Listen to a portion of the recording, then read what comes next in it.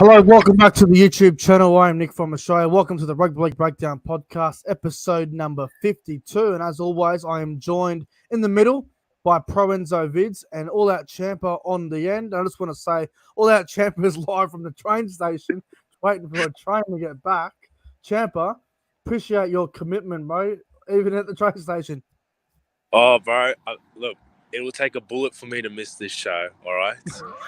And I don't care where I am, I'm committed to do this show. So thank you for having me on. Even No worries, bro. Now, thank you. You did say in the green room that your phone battery is about 15%, so hopefully it lasts until you get back. But yeah, hopefully it lasts, but we'll see how we go. And as always, in the middle, the great ProEnzo Vidz. Lorenzo, how are you, bro? Much better than last week. Getting over that cough, so it should be good this week to go. And yeah, I think episode 52 is going to be a fun one, so I'm keen for it. Let's go. Oh, mate, we got plenty to talk about, and hopefully that cough is gone, bro. I had the cough when I came back from Sydney. Oh, here we go. We're getting on the train. Here we go. Live action train. Adventure edition on the Breakdown Podcast. There's going to be a bunch of weird cunts on the train looking at you going, what the fuck are you doing? And it's going to be quite funny, but tell them to subscribe or eat a dick. Yeah, I'll do that, bro. Mate. What train station, CHAMPA, are you at, by the way? Blacktown Station. Oh, good old Blacktown. Well, you'll love to see it. You'll love to see it. I mean, CHAMPA's on the train right now as we speak. It's a very fun adventure there for all out CHAMPA. But hello to everybody in the live chat. If you guys are new to the channel, make sure you go ahead and like, comment, and subscribe to the channel. It means a lot if you can like and subscribe, guys. We currently have about 15 people in the live chat, so I hope everyone's doing well. Hello to Faraz, Paripi. Hello, CJ Moxley says, remember the Rudy Hill train station? Yeah, we'll never forget it, my friend. Who else is here? We got Jason Reader, Luke Melbourne Storm fan. We've got SS Storm fan in the chat as well. The chat is building as we speak. And boys, it's been a crazy week of NRL and NRL news and shit like that. But let's just get into the podcast, boys. Yeah, let's go. Let's get into the topics. I want to start with topic number 5 here, and some news out yesterday. The North Queensland Cowboys have got Luciano Leilua effective immediately. He is already heading to Townsville. He will be at the Cowboys, I believe, in the coming days, if not already there. He will make his debut for the Cowboys against the Broncos in a fortnight's time, because there's no NRL next weekend due to the rep round going ahead next weekend. But I'll start with you first, CHAMPA. Leilua, former West Tigers back row, going to the Cowboys now. Mate, what's your thoughts on that whole situation? Look, he was always going to be bound for the Cowboys, and it's sad to see him go right now. Given the circumstance we're in, we're really struggling in terms of not only form, but as just commitments. We're very out of sorts as a club now, and this is probably going to hurt our team. But look, I'm a fan of Leilua. I've always have been, and wherever he goes, I'll still be a fan of him. I'm happy to see him go to a club where he's going to play finals footy. He is going to, reach to new heights, and I hope Hayden can really get the best out of Leilua.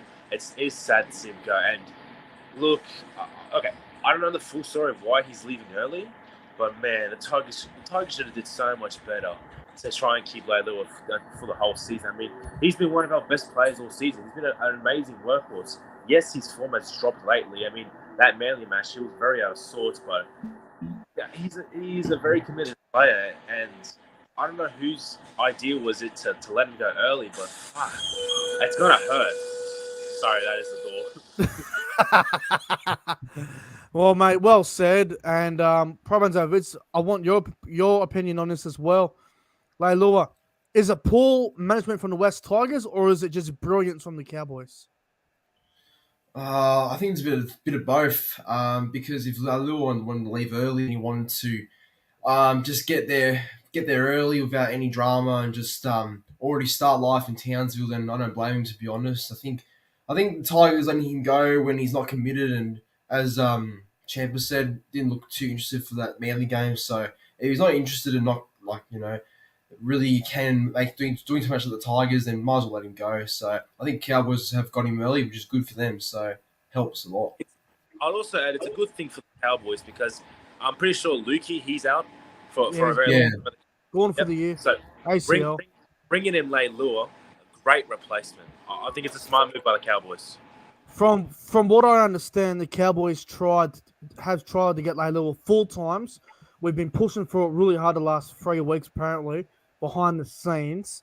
Now that Hilam Lukey's done his ACL, which is such a shame, because he's been one of our better players off the bench this year, and he's now gone for the year, and the Cowboys get Leilua. It's a perfect replacement, and I don't think Leilua will come into the Cowboys starting side and just instantly be a starter. I think he'll come off the bench for a couple of weeks, and then I think eventually the Cowboys' back row will be Jeremiah Nanai and Luciano Leilua, which is a very, very good back row. And the Cowboys this year, boys, as we know, the Cowboys look like a premiership contender. I believe they are a premiership contender, but we've all agreed that they are. And the Cowboys' premiership window just got even hotter in 2022, didn't it, boys? It helps a lot. Very smart thing for the Cowboys, man.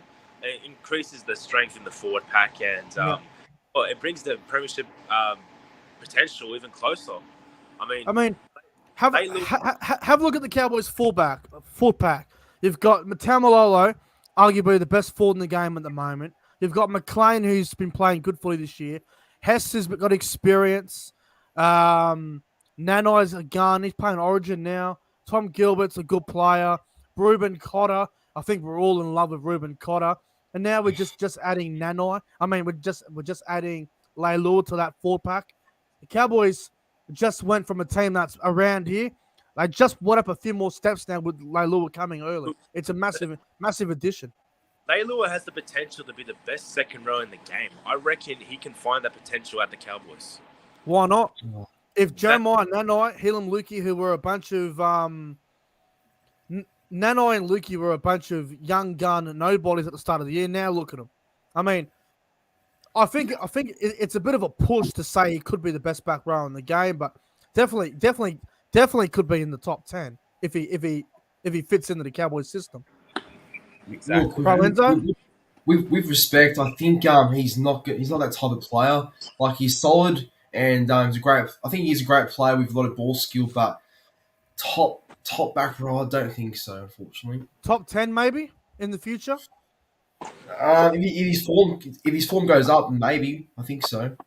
I don't see why not. I mean, if you were to tell me at the start of the season that Chad Townsend is going to be a top 5 halfback, if you were to tell me that Tom Dearden's going to be a top 5'8", if you're going to tell me Nanai's going to play Origin, I would have said you're fucking drunk. But it's happening. Yeah. Things in Townsville are going great, and I'm very happy as a Cowboys fan. Yeah, it's amazing for Queensland Rugby League. But boys, I feel like the West Tigers have fucked themselves here. They tried to get a swap deal. They tried to get Reece Robson. I mean, why would you want Reece Robson when you're getting Api Coruscant next year? What are the Tigers doing? The Tigers just gave away Leilua, and they got absolutely nothing for him. What are they doing? Yeah. Makes no sense. It comes down to our recruitment. This is the problem we have. Yeah, it makes no sense. I can see a few people wearing masks behind you. I mean, what the fuck are they doing? Take the mask off. Yeah, the mandates are over, remember? Anyway, yeah, it's crazy, bro. Like, it's absolutely crazy, the situation. The Tigers let Leilua go like this. The media are saying that he's walked out on his contract. It's like he was leaving anyway. Yeah. The Tigers are the ones to blame. The Tigers should have tried to get someone in return, but they didn't. Exactly. And yeah, again, like I said before, it comes down to our recruitment, our management. It's just Pasco, the dickhead.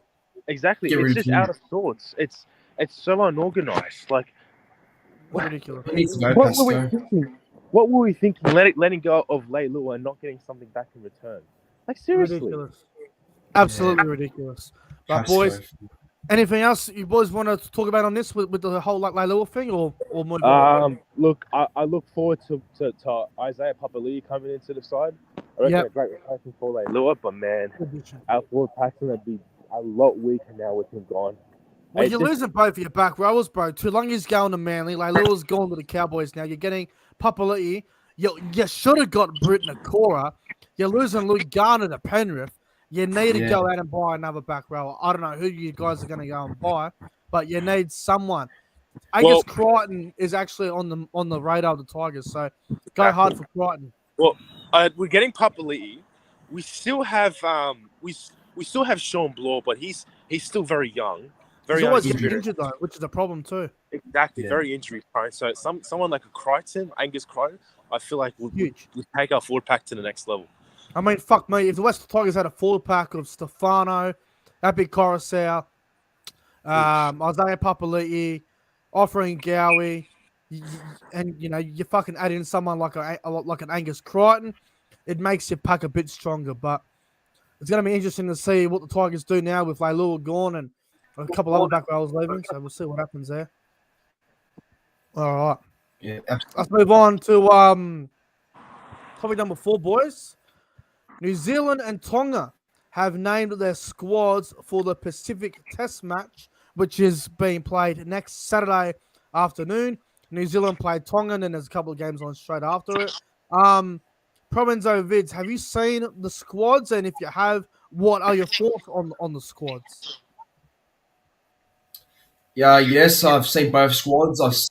They came out both in the morning. So, and yeah, I think both squads are really good. I'll go for New Zealand squad. So New Zealand for me is pretty strong. Got Hughes there. Got Dylan Brown, who I think will be the halves pairing. You've also got people like Manu in there. The whole squad in general looks pretty strong. And I think these boys pick a very good team. So I expect them to be very, very strong actually during the World Cup and definitely next week with Tonga. But as the Tonga squad's probably the best thing they could have came up with. To be honest, look at their squad. The forward pack's massive. Tangi. It's some forward pack, but the only issue for me is that this spine is not experienced. I think I'm happy that Kohler's getting to play, but he's still very young, and the halves are stacked.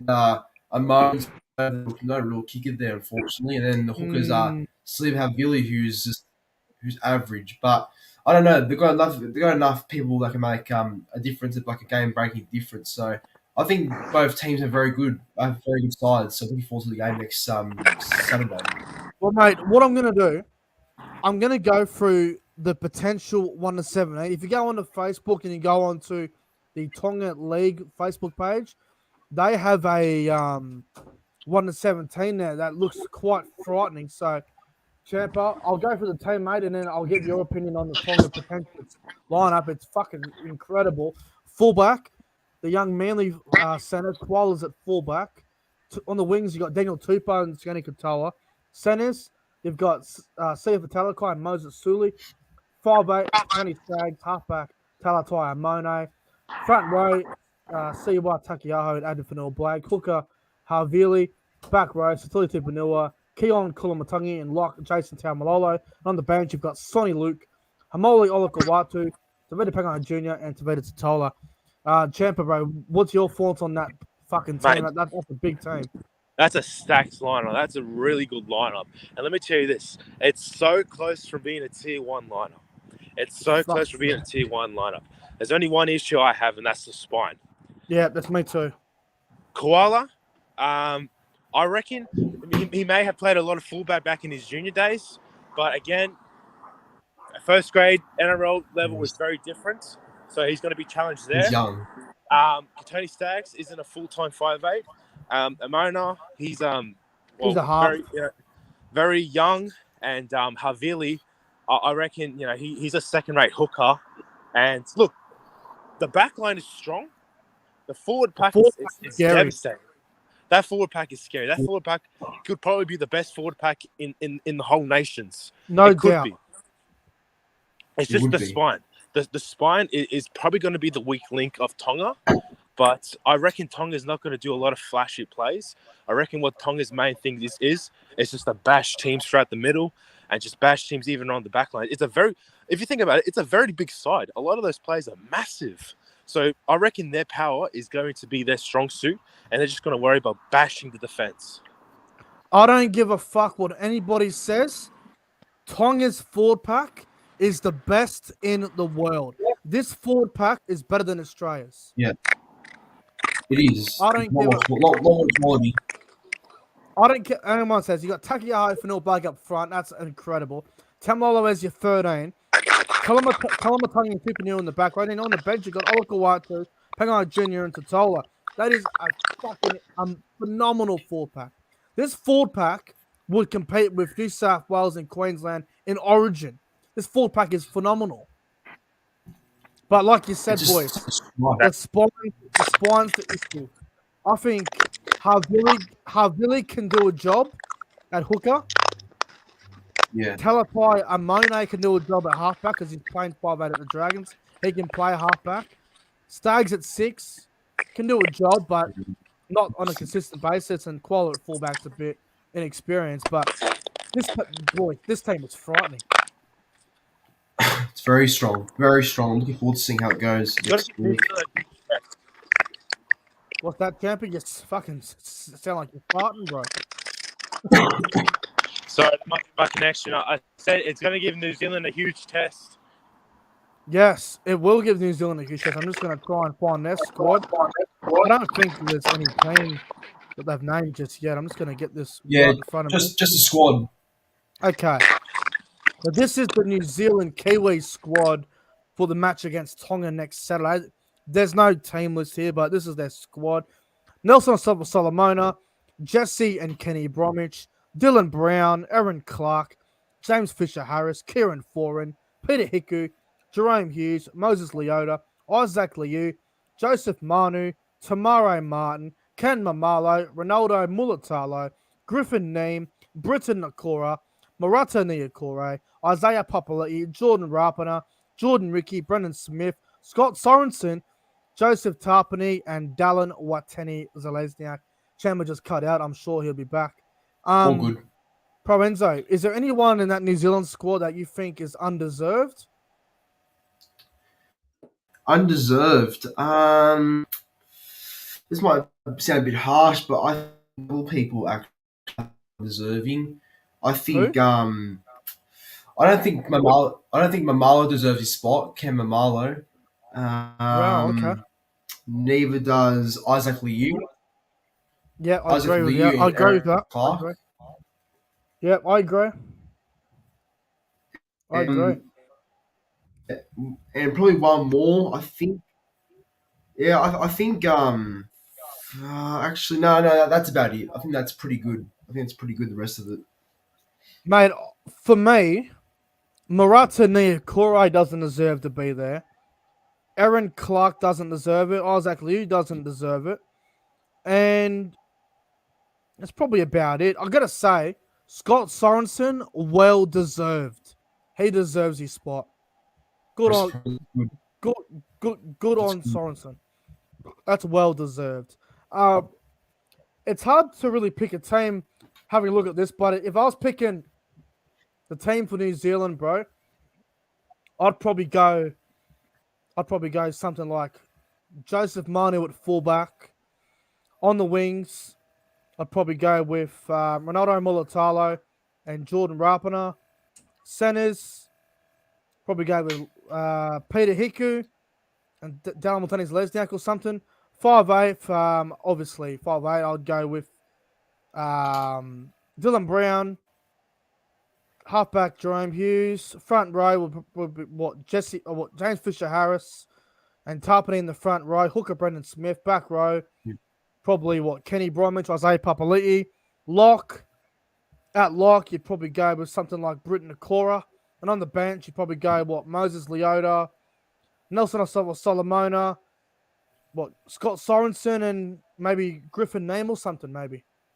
Yeah, I agree with that. I think it's personally the right side for me, actually. I think it's a really good team. I think it's solid.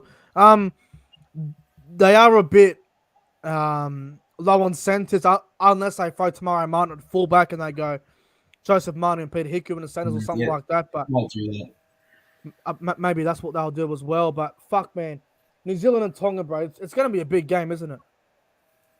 I can just imagine the crowd. The crowd's gonna be massive. I think it's already a sold out crowd there too. Yeah, so I think that's fantastic. I mean, for the fans in New Zealand waiting for some rugby league to finally come back, it's yeah, you can imagine the atmosphere and imagine the sort of revenue they might get off that too. So that's it's gonna be a fun weekend. I can't wait for it. Mate, they're going to go mad. And the other games that are also on that day, bro, it's Papua New Guinea. Who are they playing? Papua New Guinea. I'm trying to remember who they're playing. Do you know who they're playing? No, but I know who Samoa and that are playing. Who are Samoa playing? Cook Islands. Samoa playing Cook Islands, are they? Yeah. I read it somewhere. Oh, yeah, here we go. I just found it here. Oh, yeah, the Pacific Test. All right, so Samoa playing Cook Islands, are they? Yeah, I think so. And that means Papua New Guinea are playing Fiji. Is that how it works? Yeah, well, Fiji are probably one of the nations that are there, so I think it could happen. Yeah. Guys, let me know in the live chat if you're not if we're wrong about this. So Samoa versus Cook Islands, yeah. Cook Islands and Fiji versus Papua New Guinea. Yeah, I think that's about right. I'd say so. Well, that's gonna be fantastic. So basically, what's happening is Tonga play New Zealand next Saturday afternoon in New Zealand, which I'm hearing is going to be close to sold out. And those two games, the other games, Fiji versus Samoa. Is that right? Oh, no, Fiji versus PNG, yeah. Fiji versus PNG and Samoa versus Cook Islands. That's a double header at Campbelltown next Saturday night. It's going to be fantastic. It's going to be fantastic. Champa's back. Champa, have you seen the New Zealand Kiwi squad? I have, and I'm going to say one thing here about the New Zealand Kiwi squad. The team is going to be very different without Roger Tuivasa-Sheck. Yeah, he's probably been our best player in New Zealand for a long time, and in attack, it's going to be very different. Who's going to take over that fullback position? My money's on Joseph Manu. Or Tamari Martin. Tamari Martin, yeah. That's a good choice. Joseph Martin is also a good contender for it as well, but maybe he will play center. But Tamari Martin, I think, is a really good choice. But in my mind, he's no Roger Tuivasa-Sheck. There's no RTS. And our attack is going to look so different right now. But I think we have good halves. Dylan Brown and Jerome Hughes. Jerome Hughes is like one of the best halfbacks in the game right now. And Dylan Brown's been playing amazing footy at Parramatta.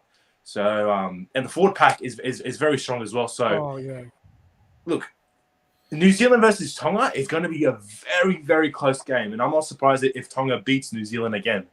It'll be close.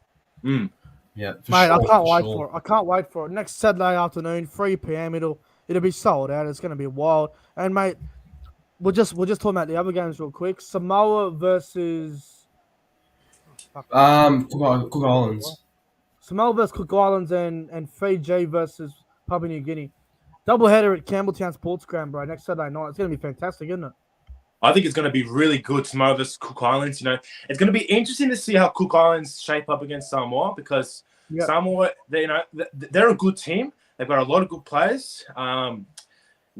We don't know if Brian To'o or Jerome Luai does play for them. They won't be, bro, because they're playing State of Origins the next day, so they won't be. Oh, okay. So they won't play for Samoa, but they still have a very strong team. So it's going to be interesting to see how Cook Islands shape up against Samoa because Cook Islands, they've been a very weak side as of recently, but they're improving. I like to see what team they field. And Papua New Guinea versus Fiji, this is a good rivalry game right here. Two countries that very good rivalry right there. And look, I like Papua New Guinea, but I look at some of the players that will be in that Fijian side, and man, and that game might get ugly. I don't want to be negative, boys, but it would have been so much better if you had Samoa versus Fiji and Papua New Guinea versus Cook Islands. That way you get more of an even match. Exactly. But that's just my opinion. Yeah. But yeah. If one thing I could add, I don't mind New Zealand taking on Tonga, but I would have really liked to see Samoa versus Tonga because those two countries always go at it all the time. It's like it is a really good rivalry that those two teams against each other. Yeah. No, I can't wait for it, mate. It's going to be absolutely fantastic next Saturday. Obviously, we'll talk more about it next week, but can't wait for it. It's going to be absolutely fantastic. All right. Topic number 3. Some negative news. This one's going to get brutal. Felice Kaufusi gets off a grade 1 contact charge at NRL judiciary. Champa, what's your take on this situation? Okay. Hear me out. My problem isn't with Felice Kaufusi. My problem is with the NRL judiciary. Okay? I would have been fine if Felice Kaufusi got off with no charge, and he did. Okay? If you look at it closely, Sam Walker put himself in a position where he was going to get smashed in the face. God. I personally don't think that Felice Kaufusi had any intention to really injure Sam Walker. Now, that is controversial, and I know a lot of people are going to go at me for that, but that's my opinion. My problem is, what a year ago we were so focused on contact with the head about this crackdown bullshit. It almost seems that we've shifted away from contact to the head to if the tackle looks dangerous, then we'll give us a suspension. Brent Naden is a perfect example. Brent Naden gets a 4-match ban for a tackle that looked dangerous. Let me tell you this right now. Jake Trbojevic gets up, no problem. Sam Walker, he had a bleed in the nose, but he came back on, finished the game. So why wasn't Felice Kaufusi charged with a 4-match ban as well? It's contact to the head. It's very inconsistent what the NRL judiciary are doing. Like, I personally think that if you're going to give Brent Naden a 4-match ban, there should have been some sort of punishment towards Felice Kaufusi. Or else just, I could go on. But that's my short take. What do you guys think? Felice Kaufusi deliberately did it. The motherfucker. You can't run with the football, stick your fucking elbow up, and hit a player in the fucking head, and then when you're falling down in the tackle, I'm watching it right now, say, Kaufusi runs at Sam Walker, and Kaufusi's got his elbow up, Crichton's tackling to the ground, Walker's going back like this, Kaufusi puts his fucking elbow right in his fucking face, right in his fucking bang. Kaufusi is not allowed to do it. I'm watching the clip over and over right now. Kaufusi runs with the elbow up, hits him in the throat, goes down. Crichton's finishing the tackle off, and bang, down it goes. Why does Kaufusi have his fucking elbow sticking up in the first place? And why is he going right down into fucking Sam Walker's fucking head? It's a brace of contact. He lifted his arm up to brace the contact of impact between him and Sam Walker. And I reckon the elbow to the head towards the ground, I reckon that was just falling motion. He didn't move it. I'm looking at it right now. He's rammed with the ball, right? Kaufusi's rammed with the ball. He's hit him in the fucking chin to start with, just here in the throat. And then he's sort of gone down. Crichton's tackled him from the back, and it's gone straight in. Fucking hell, man. You can't tell me. It's deliberate. It's fucking deliberate. You can't do that. No fucking player ever does that. It doesn't happen. Sam Walker did put himself in a position where he was going to get smashed in the head, regardless if he had his elbow up or Felice Kaufusi was just running normally like that. You can't run with your elbow up. You can't stick your elbow. He's hit him in the throat. Okay. He's fucked him. He's fucked him. He deliberately did it. He did it to Ryan Madison. He ended Ryan Madison. And now he's done it to Sam Walker. Yeah. He's a fucking grub. and he deserves to miss time. Same offence. Same offence. So all right. I want to ask you boys this: if Sam Walker was unconscious in that contact and had to be taken off the field on a stretcher, do you think the NRL would then give it a suspension? Yep, they would. But because he got back up and went for a HIA and came back on the field, they fucking forget about it. Okay. Yes, that's good. But then Brent Nader's one. Jake Tavorovich gets up straight away. And why? It's a different incident. You can't compare in both situations, it's dangerous contact from the attacker and a defender. It's Brent just because he's a defender. Always going to be suspension, bro. He put him on his head. He was always gone. Okay, but why isn't that then taken into consideration for Felice Kaufusi? It's different. Kaufusi How is it different? Different tackles and harsher penalties for it too. Brent Nader didn't even drop Jake Tavorovich on his head. He dropped him on his chest. Yes, he did. He did on his head. What? It was on his head. He saw that. What the fuck? He was on his head. He put him on his head, bro. Hang on. What happened to CHAMPA? I'm here, boys. I'm here. But he got up just. Jake Tavorovich gets up fine, and it's a 4-match ban. Sam Walker comes off the field with a bleeding nose. Nah, that's bullshit. That is absolute bullshit. Same rules. Let's not go into the Jake Trbojevic one with Naden. Let's not go into that. The Kaufusi one, boys. I believe it's a deliberate act from Kaufusi. I believe he had every intention to elbow because he elbowed Sam Walker straight away in the tackle, and then he came down with the fucking elbow and hit him right in the face. It was uncalled for. It was unnecessary. Kaufusi has a history of this shit. You can't tell me he didn't deliberately do it. Kaufusi's done it to Ryan Madison. He has king hit Corey Norman at Magic Round in 2021. I was at the fucking ground, saw it right in front of me. Kaufusi's got a history of these dirty, low-life dog acts. He does it all the fucking time. This is not a surprise to me that this has happened because he's done it before. Now, if you're going to punch someone in the face, if you're going to elbow someone on the ground, if you're going to do this and do that, like what he did on Saturday night against Sam Walker, Kaufusi's got a history of it. It's deliberate. But once again, the NRL, they've protected the Melbourne Storm once again, and the Melbourne Storm are nothing but a protected species, and Kaufusi's protected, Melbourne are protected. It's bullshit. It's fucking bullshit. Look. I don't disagree that I think that Felice Kaufusi should have got suspended after seeing Brent Nader. But here's my issue is just with the consistency of these rules. Yeah. Like what if like okay. What I fear is let's say a Newcastle player does the same sort of act and gets a 5-match ban. My problem is the inconsistency. There's no consistency with these rules. It's dangerous contact to the head. Tomorrow night, if Jaden Sewer does this sort of fucking tackle forward on, say, Lachlan Ilias, Jaden Sewer will get 6 weeks. But because it's Melbourne, because the Melbourne Storm always come out and say, oh, it's us versus the Sydney media. It's never fair, blah, blah, blah. Bullshit. The NRL protect Melbourne because they're a one-town team and they have no fans in Melbourne. It's like Melbourne are like the Gold Coast, but Melbourne have a bigger following than the Gold Coast, but not by a whole lot. Melbourne are successful, the Gold Coast aren't. That's the difference. If Melbourne were like the Gold Coast every year where they're dog shit, it'd be the same thing. But the problem is, Kaufusi got away with this. It's not good enough.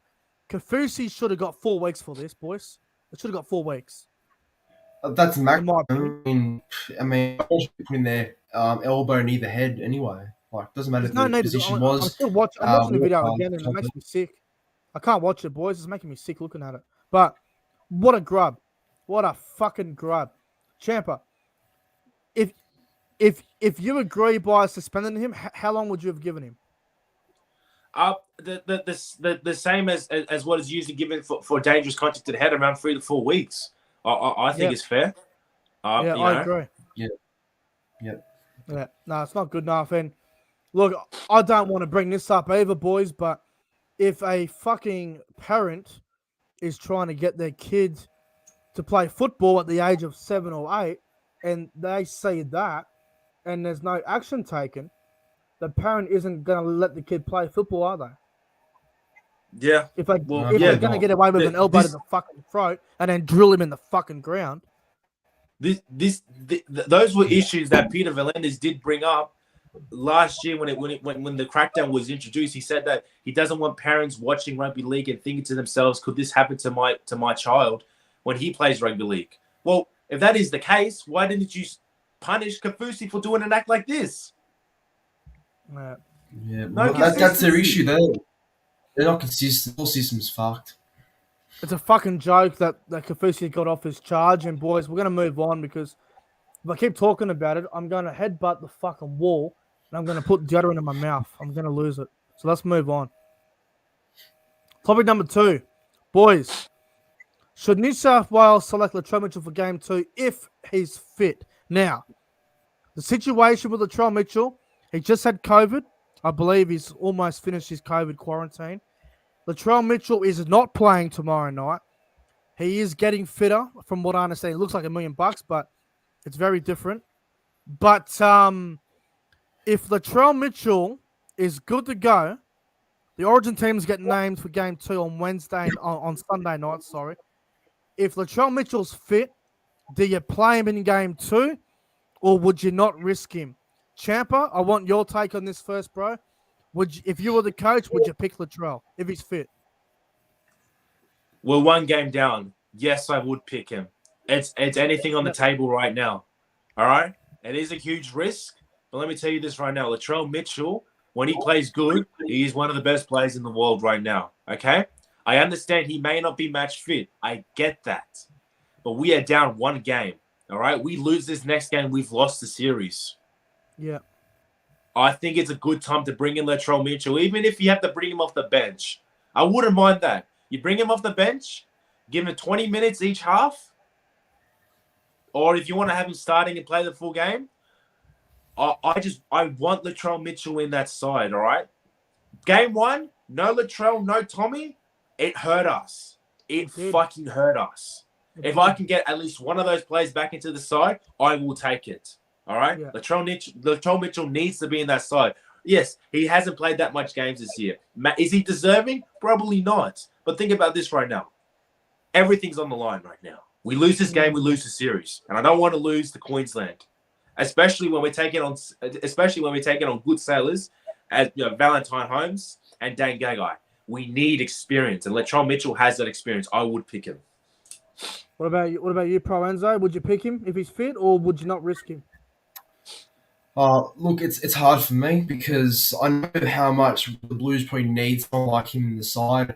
We can see the impact it had on us in game 1, but if you're just coming off COVID and you're kind of a bit underdone and all that, I'd say it's not worth it. I understand that he's a game-changing player. He'd be big for us, but there's no point playing someone where they haven't been. I know he's been fit, but he hasn't been fit recently, and he's come off a long couple of weeks as well. Like, he hasn't played in a very long time. I think it's been 2 months since he's played. So I don't know. I don't think it's right. I don't think it's right for him or it's right for the team playing him just yet.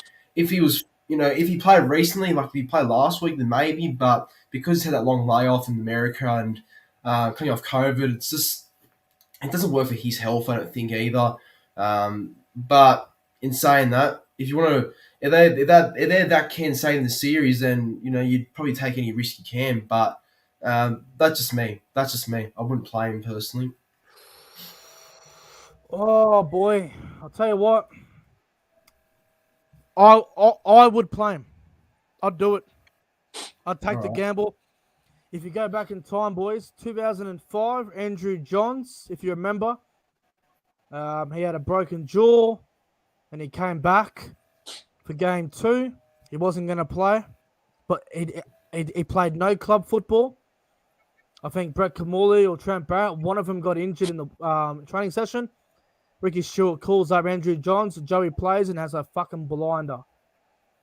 This is a very similar situation. New South Wales are down 1-0. We need the best strike player in the game to play for New South Wales. And fuck, I'd do it. I think I would do it. I would play Latrell. I think we need him. We need that strike player, and people can call me what they want when I say this, but in my opinion, out of all the outside backs that New South Wales have, besides Tommy Turbo, Latrell's the best outside back New South Wales have, as in terms of strike. Obviously, Tedesco's the best player of the lot of them. Turbo's the most freakish, but Latrell's got the most strike about him. And I think he's up against Dane Gagai. I think New South Wales need to play Latrell. Need to take the gamble. If it works, Brad Fittler's a hero and a genius. If it doesn't work, Latrell Mitchell's Brad Fittler's an idiot if it doesn't work. What we need is what Latrell Mitchell can bring great, and that is ferocity. We need aggressive play because I personally think our game against Queensland, the first game, we were very passive, all right? We didn't have that hunger that we usually have. Latrell Mitchell brings that hunger. He's a fucking animal, all right? If he feels the game within him, he'll throw everyone off. He'll throw free players off. He's that aggressive, strong, ferocious player. And we need someone like him, especially in the outside backs where we can score 2 or 3 tries. Pair him up with To'o, mate. That's a great center pairing right there. Just time out for a second. We've got a $3 super chat from Mr. Lachlan. He says, "Hi guys." He said, "Hi guys, here's $3. Enjoy it." Well, Mr. Lachlan, thank you for the $3 super chat, and with that $1, I'll go buy a frozen Coke from McDonald's. So thank you very much. Oh, good, mate. Love the name as well, Mr. Lachlan. What a man! But boys, quick question on this: if the Latrell can't play, who would you pick for the centers? Crichton, Campbell Graham. Campbell Graham and Jack White and Campbell Graham, or? Yeah, why not? I'll go Jack White and Stephen Crichton, to be honest. I'd go Jack White and Campbell Graham as well, I think. If Latrell can't go, I would bring Campbell Graham in. And Addo Carr could be picked as well, but there's so many guys you could choose. But who knows? All right. Let's move on to topic number 1. And oh boy, this is interesting. This one, boys. West Tigers are offering the Panthers assistant coach, Cameron Ciraldo, a 5-year deal to be the head coach. Should he take the deal? From what I understand, Ciraldo has gone to the Tigers facilities, already toured the place. The Tigers want to give him a 5-year deal to get this club up and running again. CHAMPA, you're the Tiger man around here. 5 years is a fucking long time to be a head coach, especially at a club that hasn't played finals since 2011. Would you do it? It's a massive risk, but would you do it? Look, I'm just going to block out what that one-game wonder Paul Kent said about if you coach the Tigers, that's basically career suicide. I'm just going to block that out of my head, all right? Cameron Ciraldo being offered a 5-year deal is interesting. It is a huge risk, though. We taking on a rookie coach in the circumstances we are right now is a big risk. But Cameron Ciraldo, he's been surrounded by a great system in Penrith. He's played under some great coaches, and I think he could be a perfect fit for the Tigers. Bring some of that experience that he had from Penrith, bring that to the Tigers, and he could also look at the recruitment of our Tigers and fix that. Penrith has a great recruitment. You know, their youth is amazing, probably the best in the game. Cameron Ciraldo could come to the Tigers and fix that. This is probably what we need. But my issue is a 5-year deal to a rookie coach. Really, the Tigers are really showing us that they are putting everything on the line here. That they need this club to turn around ASAP. So they're offering Cameron Ciraldo big money. My honest thoughts. Yes or no? Would you do it? I do it. Wow. I do it. Okay, wow. Because think about this. What's the worst that can happen if it fails? We have already hit rock bottom. Can we go even further down? And let's be real to ourselves. Shane Flanagan ain't gonna come. Paul Green ain't gonna come. You haven't won the wooden spoon yet, bro. You haven't won the wooden spoon yet. Well, we haven't, but we're close. So Cameron Ciraldo, someone who's been in a good system, I take him. 5-year deal. We could make a finals appearance in one of those 5 years. Yeah. ProEnzo Vidz, what do you reckon, brother? It's a massive risk, but what would you do? Look, I like Serrato as a coach. I think Serrato is probably the next best coach coming up. There's obviously proof of that being an assistant, but look, if you're gonna try and throw a flag at someone that's coach, and being a head coach is different than being a assistant coach week in week out, right? And we've seen what's happened with Seabolt and Trent Barrett.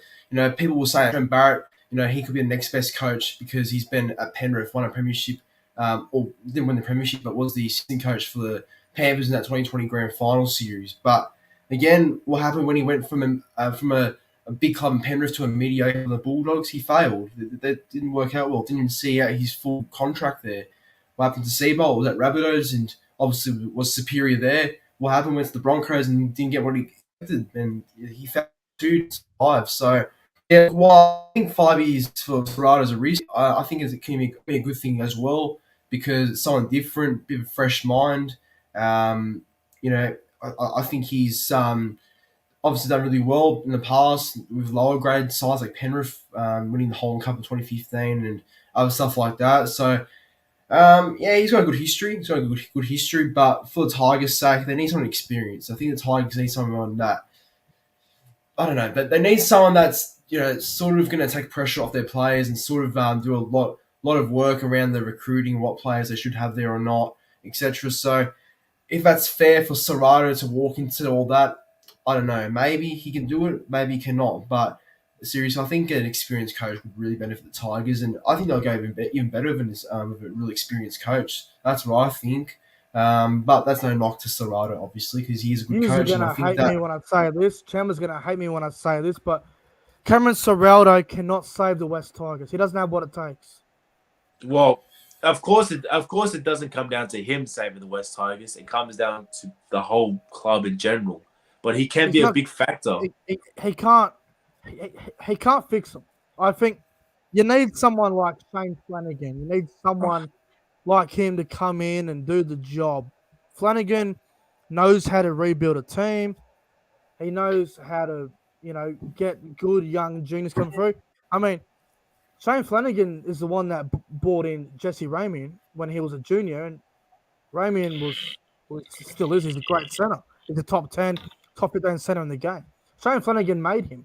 Shane Flanagan's brought a lot of these young kids through in other clubs, and he's built them. And I don't know about Serrato, boys. I think a rookie coach coming into a team that's trying to get out of the bottom four that have been there for a long time now just isn't going to work. I think they need to go big. They need to go experience, like ProEnzo Vidz said. And I think taking a punt on a rookie who's only been an assistant coach is just not the right way to go. I think it's the wrong direction, and 5-year deal is just fucking madness. So I believe that's just crazy madness. So I think Shane Flanagan on a 2-year deal would make sense. We went big before in terms of Michael Maguire, and that didn't work out well for us. No, it didn't. I don't think it comes. But you do bring up a good point. A head coach who's experienced, who has had a lot of experience as a head coach and as well as finals experience, is probably what we needed more than a rookie coach. But look, what more can we lose? How far down can we go? We're the laughing stock. Exactly. Look, we are right now the laughing stock of the NRL. So Gold Coast Titans are too. Well, any risk that we can take can probably benefit us. And who knows? It could work or it may not. But really, what else can we lose?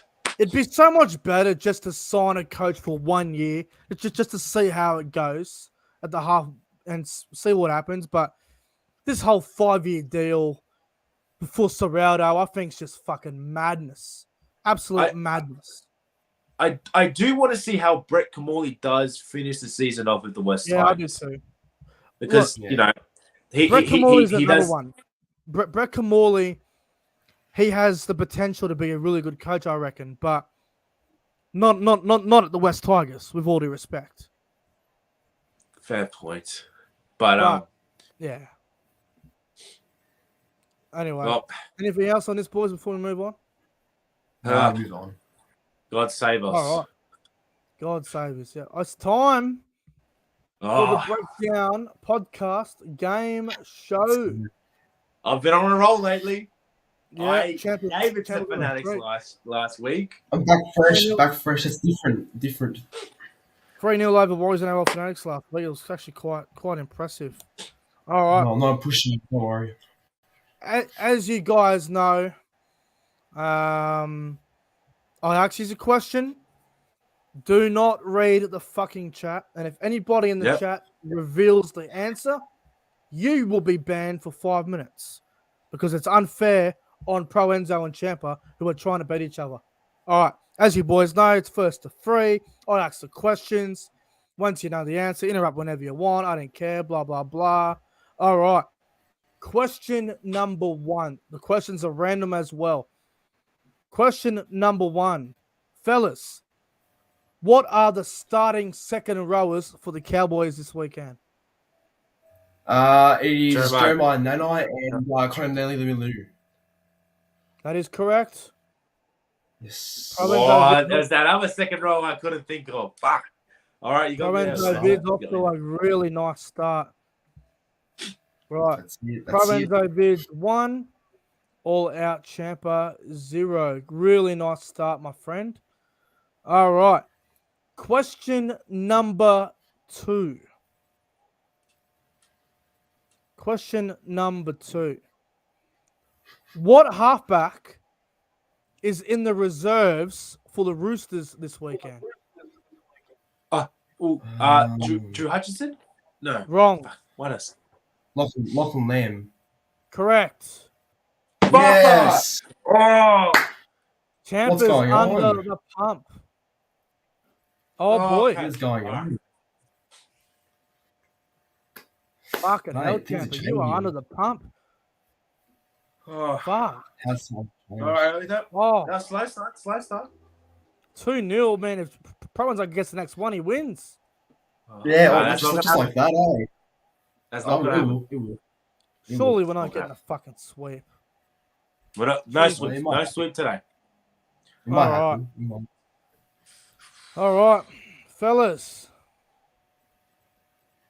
Next question. All right, here we go. Who is the West Tigers jersey 14 this weekend? Josh Madden. Wrong. Oh, I was going to say that. ProEnzo, CHAMPA, you're up. Fuck. I haven't even looked at the lineup yet. Shit. Come on, bro. Tyron Peachy? Wrong. Jacob Little. Wrong. CHAMPA. Fuck. Shit. I haven't even looked at the lineup yet. Fuck. Junior Chupai. Who? Chupai. No. Oh my god, I probably look like the biggest idiot right now. I haven't even seen the lineup yet. Fuck. I swear I know these. Come on, CHAMPA. Fuck. I haven't even looked at the lineup yet, Jake Simpson.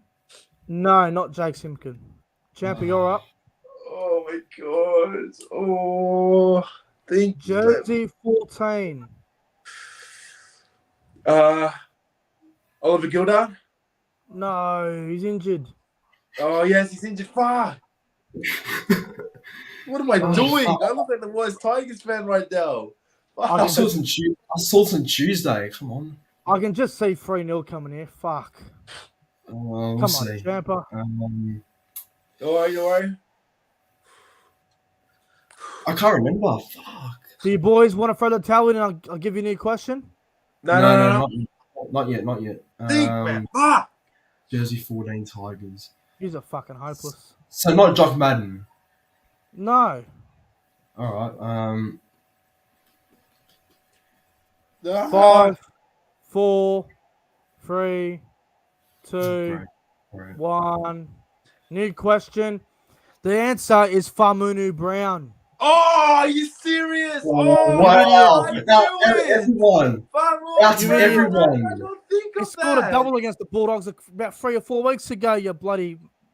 Oh, yeah, we did too. Oh. Should have known that. Fuck. People in the Fucking chat, hopeless. I am not a fake Tigers fan. I have not seen the lineup.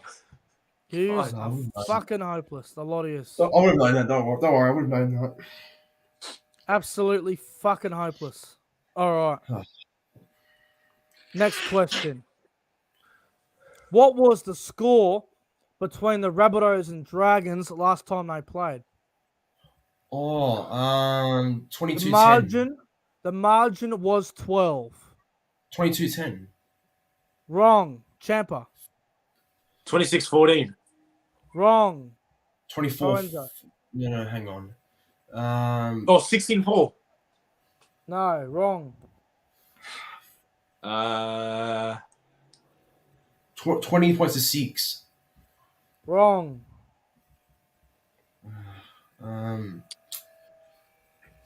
18-6. Wrong. 24-12. I already said that. Fuck. Wait, what'd you say? 24-12? Yeah, 24-12. That's correct. Oh, yes. Fuck's sake. Okay, finally, Champa's on the fucking board. Here we go. I'll maintain my lead. Can Champa come back? Can he come back? Yes, he will. No, he He won't. needs to come back. 2-1, ProEnzo Vidz. All right. I still can't get over that Tigers question. I feel like the biggest idiot. Fucking I should know that. hopeless. All right, boys. What was the score last year when the Sharks played the Titans at Coffs Harbour? Oh my Oh, god. it was big. It was a big win. Was it 32-10? No. 40-16. Champa? 36-18. I'm going to give you a clue. The margin was Cronulla won by 28 points. But what was the score? 28 points. Fucking murdered them. 28-point win. 38-20. 38-20. No. That's not even 28 points. Fuck.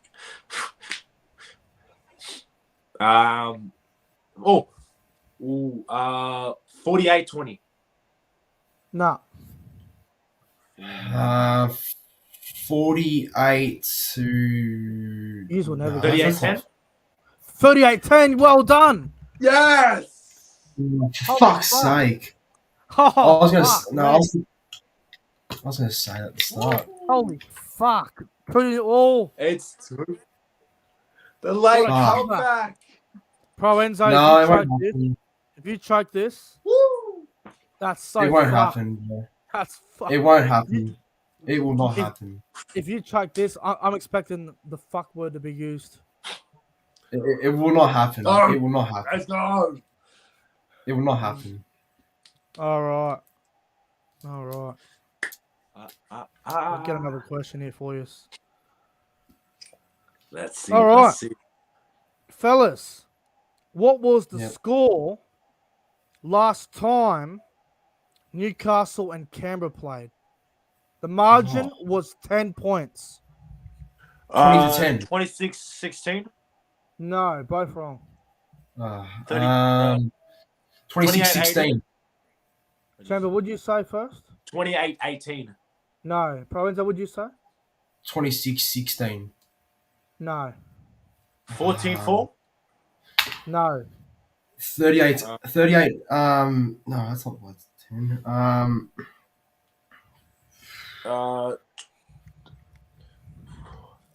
2010. No. 38-28. No, but Proenzo is in the right direction. 36-26. No. 34-24. 40-30. Yeah, Proenzo Vidz wins. Yeah!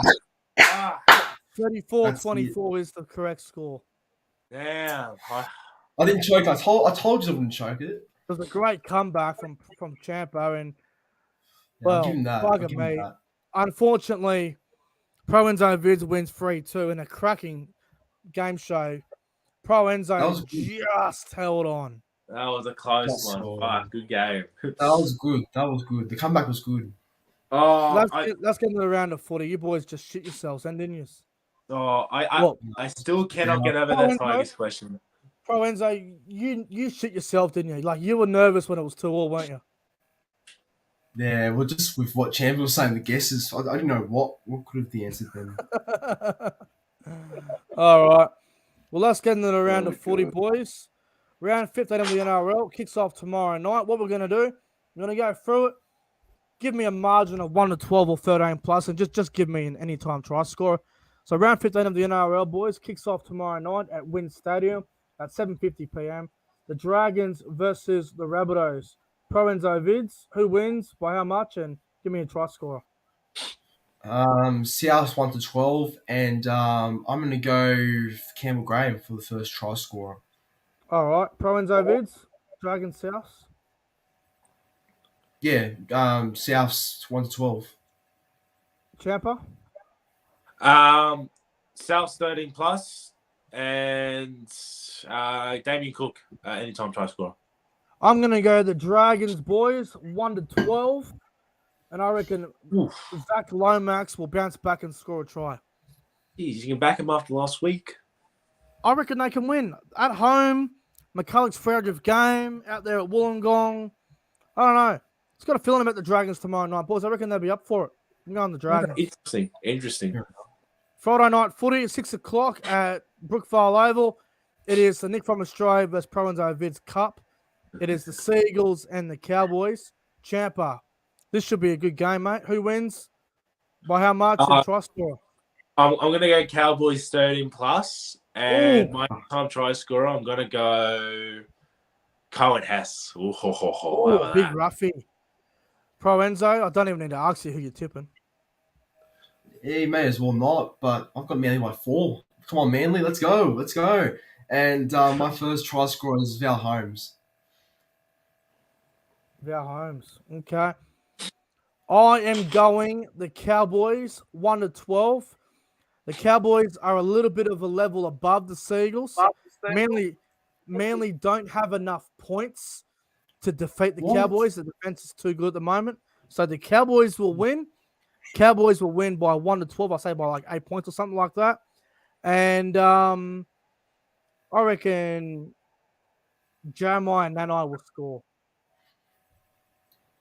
All right. Nanai will score. And ProEnzo Viz on Friday night in your review, I expect to see you getting the tissues out and going, why did we lose? Don't worry, I'll send you some. Might need it.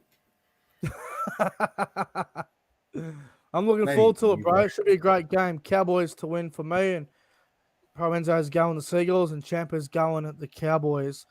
The other game on Friday night at 7:55 p.m. at Amy Park in Melbourne. Top 4 clash, Melbourne versus Brisbane. Brisbane have got a few out, though, which doesn't help them. Reynolds is out. Pappenhausen's been ruled out for Melbourne due to COVID. ProEnzo, Melbourne or Brisbane? Melbourne 13 plus. They should win easy. And first try scorer Grant Anderson.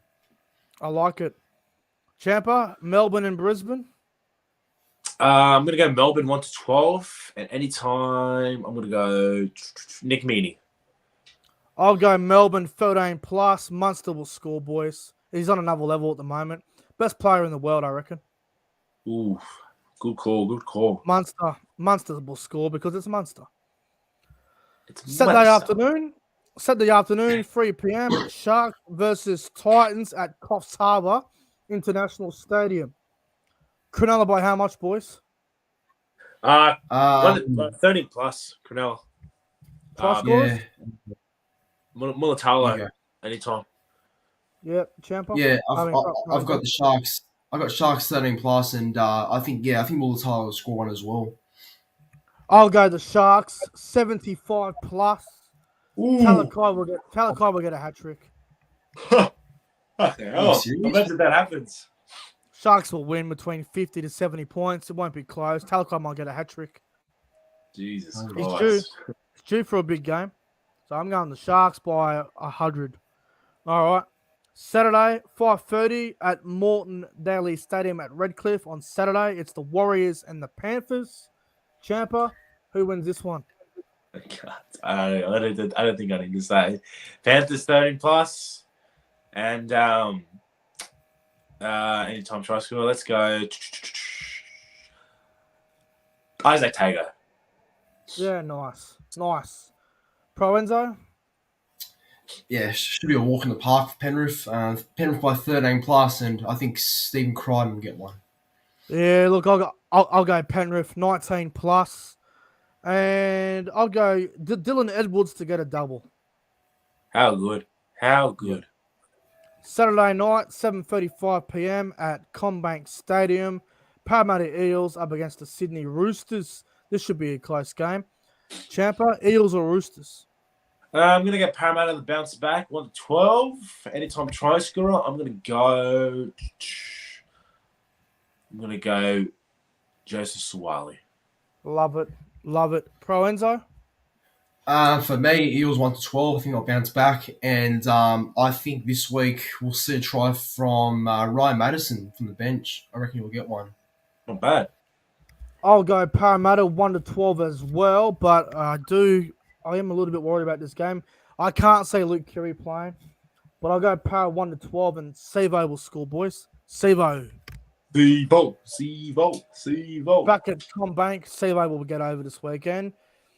Sunday afternoon, 2 p.m. at GIO Stadium in Canberra. Raiders and Knights. ProEnzo Vidz. Who wins this one? Raiders 1-12, and I think anytime try scorer will be Jack Wyden. Like it. Champa? Yeah, Raiders 13 plus, easy peasy, and anytime try scorer, I'm going to go Xavier Savage. Yeah, I'm with you. Canberra 13 plus for me. But I reckon Hudson Young will score a try this weekend. How good. That's a good one. And Sunday afternoon, it is the Sunday afternoon, 4 o'clock at Bank West. It is the Moses Mbai Cup. It is the Bulldogs and the Tigers. 4 p.m. on Sunday. The Moses Mbai Cup, boys. I do not give a flying fuck who wins this game. But Champa, Dogs or Tigers, mate?